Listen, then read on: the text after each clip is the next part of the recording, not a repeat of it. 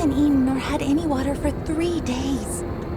However, dehydration is not affecting me much, and the feeling of thirst is declining.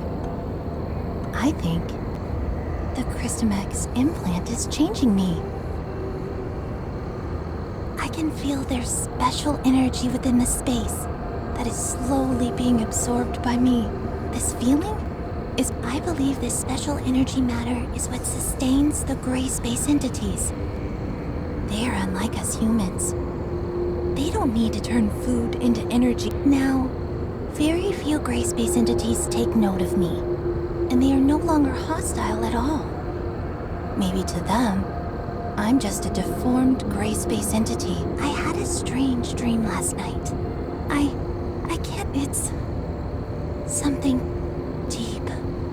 The Christomax implant may be affecting my central nervous system.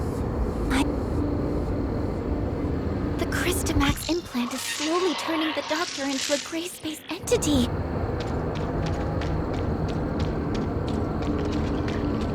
I hope she knew what she was doing.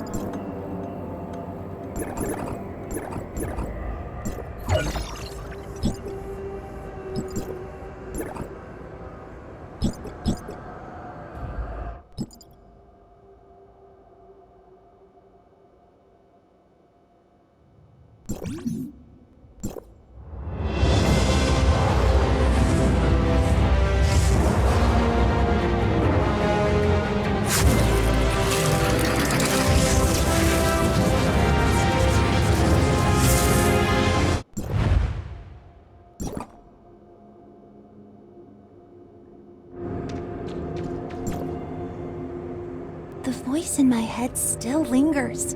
It's that I've tried to get close to that alien ruin, but every time I do, nearby gray space entities get restless, like they are able to sense an infiltrator, but can't figure out who it is. But I'm not sure how much camouflage my alteration gives me, so I'm hesitant to try to reach the ruins again. I need time to change into them. Lyra? Communication is cut off. Yeah, I can also feel the atmosphere becoming tense around here. Should we keep moving, or wait until the communication is restored? It's highly unstable here.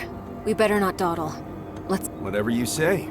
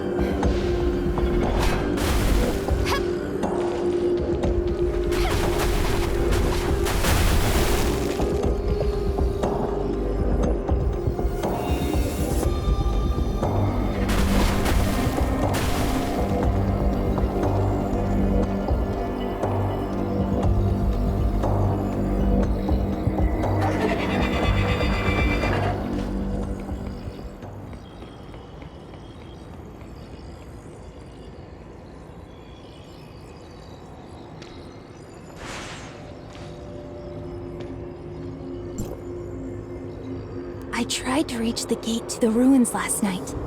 Those horrific things surrounded me. They looked dumbfounded, but not hostile.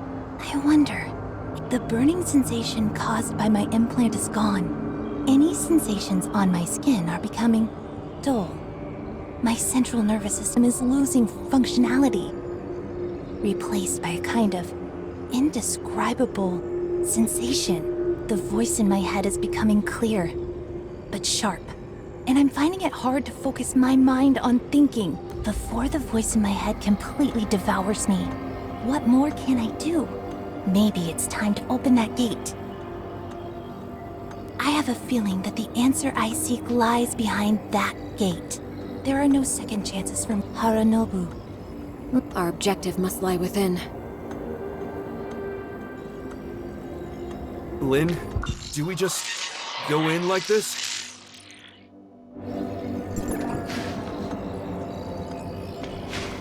You're scared?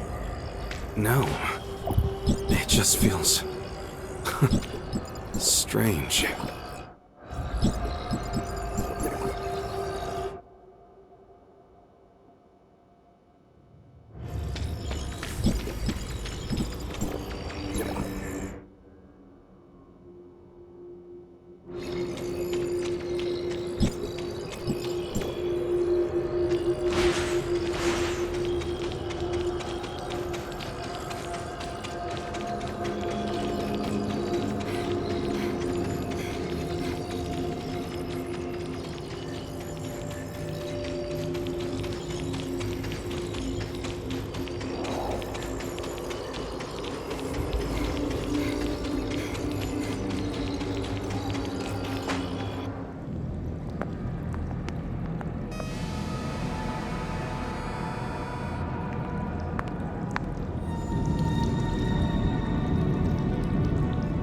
Strong abyssin signal detected!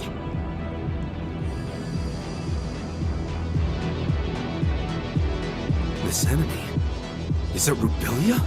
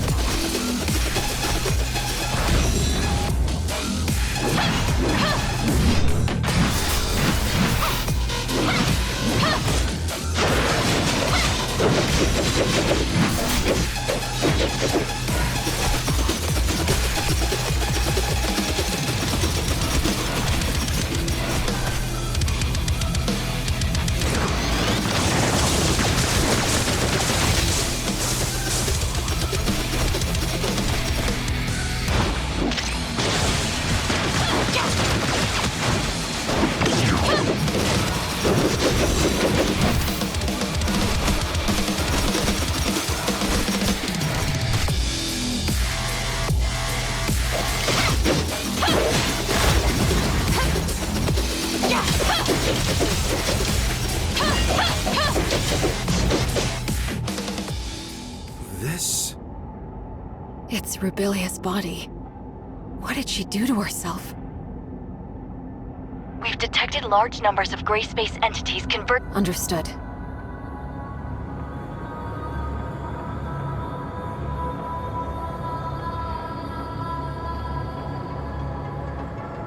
The capacity of the space rift is limited. Tianlong, take her back. Yeah. Be careful.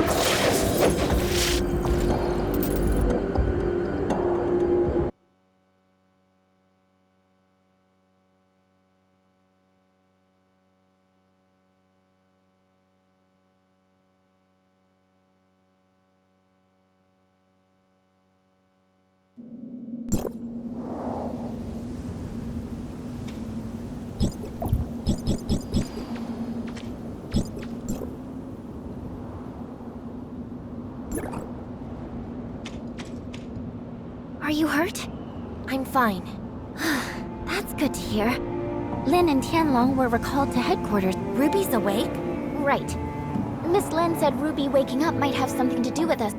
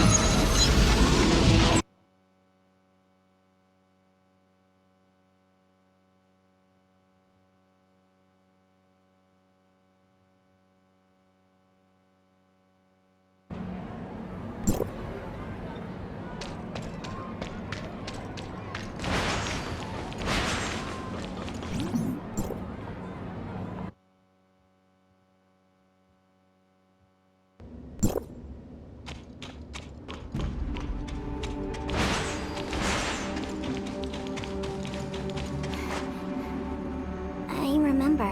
In my dreams, there's a red eye. A red eye? The eye stared at us. I was so scared. I followed Spark and ran. Night fell and then... Don't be afraid, Ruby. You're back, Miss Lin, how is Ruby? Lyra said that Ruby woke up from a nightmare, but before she did, she mumbled the name Innis. Inners? Innis was the name of the second city built by Meroria to house its increasing population. It's located northwest of Meroria and extends all the way from an underground cave, but Ruby has never been to that underwater city.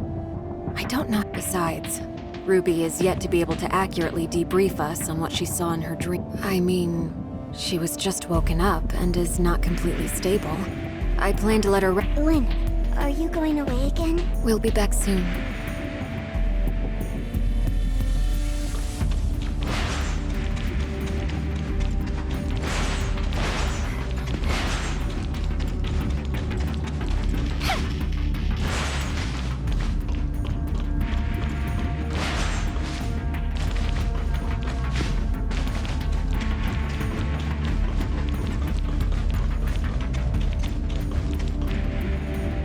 doctor's brain activity remains at a low level.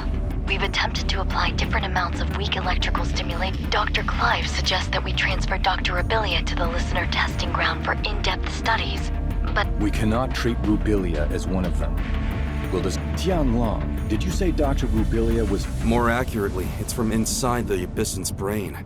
I'm not sure whether the Abyssin evolved from Rubilia, or if she shared a kind of symbiote. The Christomax implant caused changes in her, which made common low-level gray space entities see her as one of... However, we have no way of knowing if this also works on higher-level Abyssins and what the end stage of this evolution would...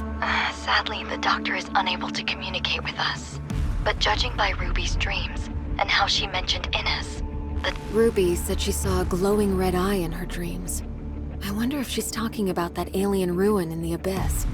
It does resemble an eye. But Ruby has never been to the confounding abyss and seen the... Maybe Ruby and Rubilia share a special bond that links their senses or consciousness. I agree with Lynn. It also matches the data we found in the lab. The gray space entities share a hive consciousness. Rubilia and Ruby, and even that puppet singer, are all part of the same colony. right, that makes sense. The message Rubilia left in the abyss also clearly states that she's been affected by the voices in her head. That voice may come from a higher class abyssant. But these are all hypotheses. We'll have to wait for Dr. Rubilia to regain her consciousness to be sure.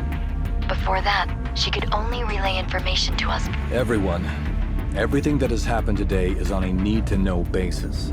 We cannot reveal Dr. Rubilia and Ruby's identities to the... Lyra, you and Dr. Clive must find a way to wake Dr. Rubilia up ASAP.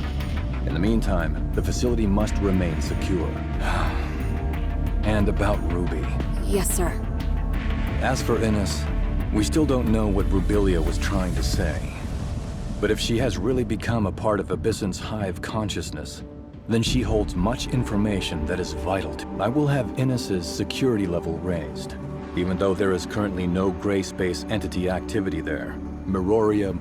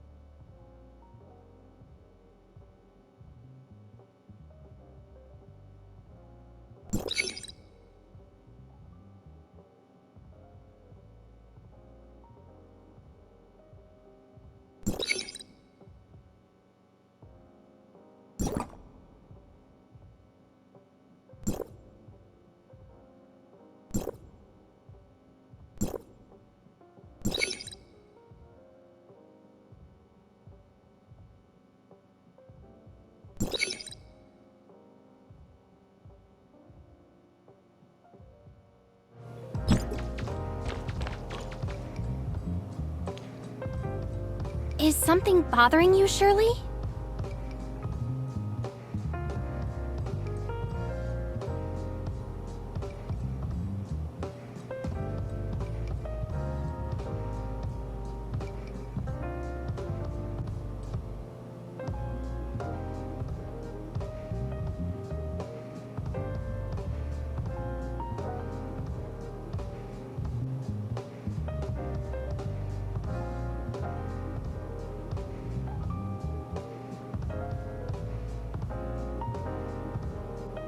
Miss Lin has been filling me in on exactly what's going on with Dr. Rubilia these past few days.